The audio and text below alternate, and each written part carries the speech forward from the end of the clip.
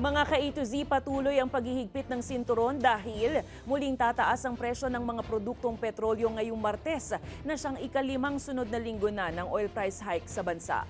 Batay sa computation ng Department of Energy, tataas ng 7 pesos at 32 centavos ang kada litro ng diesel. May dagdag namang 6 pesos at 80 sentimos sa kada litro ng gasolina, habang aakyat naman ng 4 pesos at 22 centavos ang kada litro ng kerosene.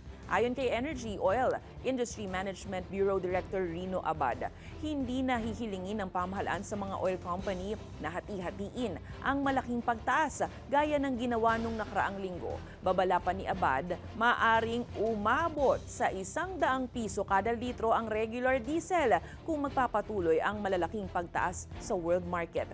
Iniuugnay ng Energy Department ang sunod-sunod na pagtaas sa tensyon sa Middle East at sa pangamba sa pagkagambala ng global oil supply. Mula June 30, lalampas na sa 20 pesos kada litro ang kabuuang itinaas ng presyo ng langis kasama itong bagong adjustment. Bukas din ng DOE sa pagtaas ng fuel discount para sa mga jeepney at UV Express, pero ang Department of Transportation anila ang magpapasya batay sa available na pondo. This week, pina-straight na muna natin para hindi